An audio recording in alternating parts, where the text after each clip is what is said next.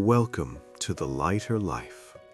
It is a pleasure to have you here in this quiet space. Think back to the height of your career or the busiest years of raising your family. Your phone was a constant hum. Your name was spoken 100 times a day. You were the go-to person. There was a certain adrenaline in that, a sense of vital importance. But then, the roles began to shift. The children grew up, the workplace found a successor, and suddenly, you aren't the first person people call. No one talks about the strange grief that comes with no longer being needed. It can feel like a slow fading into the background, as if your value was a flame that only burned when someone else needed the heat. We spend decades wishing for a break, but when the break finally comes, the silence can be deafening. We have to face the first unspoken truth of retirement, that we were addicted to being necessary. And now we have to find out who we are when the world isn't asking anything of us. But as the initial shock of this quietness begins to settle, we start to realize that this not being needed isn't a loss. It's a release, if only we can learn how to let go of the weight we've been carrying. When we stop being the center of everyone's orbit, we start to feel a lightness that is, frankly, a bit uncomfortable. We were pillars for so long that our shoulders have forgotten how to relax. We find ourselves looking for problems to solve, offering advice that wasn't asked for, or hovering at the edges of our children's lives, desperate to be useful. No one tells you that the hardest part of not being needed is the ego's resistance. Our ego wants to be the hero, the one who saves the day. But when we insist on being the hero, we never get to be the person. We have to realize that our neededness was often a form of armor. Beneath it, there is a person who has been waiting decades to just breathe, without an agenda, without a deadline, and without the weight of someone else's expectations. And as we begin to unbuckle that armor, we find ourselves facing a question we haven't answered since childhood. A question that arises when the "what should I do for them" finally fades away. When the phone stays quiet and the calendar is clear, we are forced to move from a life of utility to a life of existence. This is a revolutionary shift. For 40 years, you were a tool in the hands of the world, a very good tool, a teacher, a manager, a parent. But a tool is only valuable when it is being used. Now, you are becoming a work of art. An artist doesn't have to do anything to be valuable. It simply is. This transition requires us to find worth in our being, not our doing. It's the peace of sitting on a park bench and realizing that you don't have to justify your seat. You are allowed to take up space, to consume air, and to enjoy the sun simply because you are here. Your value is no longer a transaction. It is an inherent truth. But even as we embrace our own existence, we still feel the pull of the old world, the world that tells us that a productive life is the only life worth living. Even in the peace of our new lives, we find ourselves falling into the productivity trap.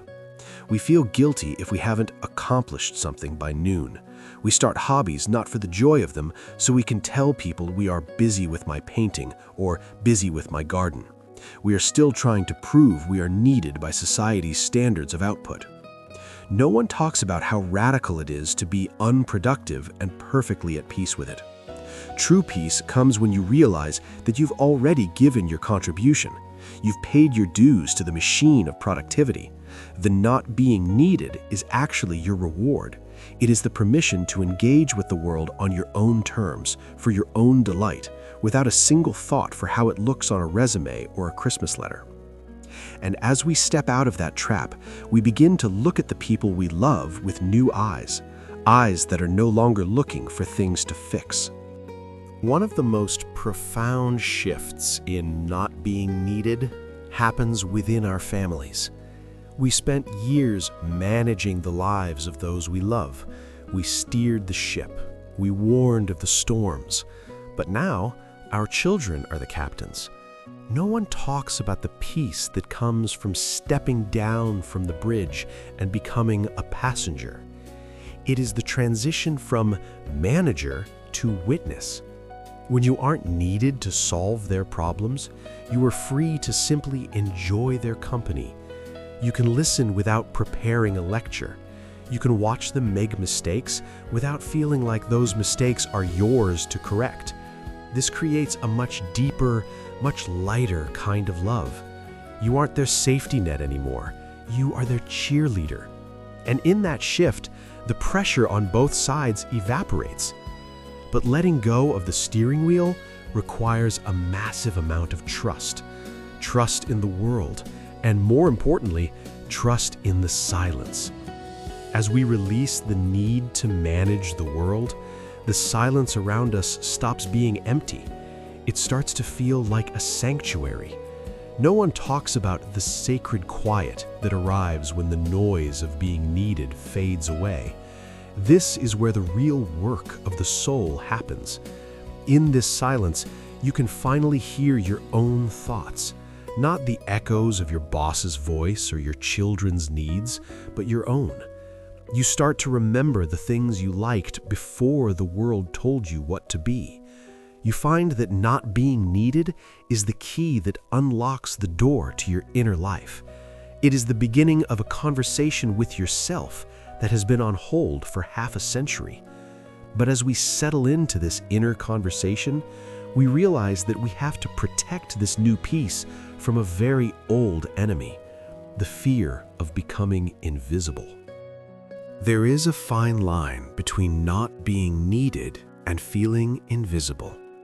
When people stop asking for your opinion or your help, you might feel like you are disappearing.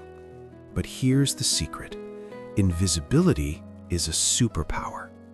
When you're no longer the center of attention, you can observe the world with a clarity you never had before. You can move through life without the burden of performance. You aren't ignored, you are untethered. You are no longer bound by the roles you had to play. This isn't the loss of your light, it's the focusing of it. You are becoming invincible because your peace no longer depends on the recognition of others. You are the source of your own sunlight. And once you realize you are the source, you start to spend your energy differently, keeping more of it for the things that truly nourish you. When you aren't needed by the world, you finally have the energy to tend to your own internal landscape. We spent decades landscaping everyone else's gardens, and our own went a bit wild. Now is the time to prune the old regrets, to plant new curiosities, and to simply sit in the shade of your own wisdom. Having peace without being needed means doing things that have absolutely no purpose other than your own pleasure. It's reading a book just to read it, walking just to walk, thinking just to think. These are the activities of a free soul.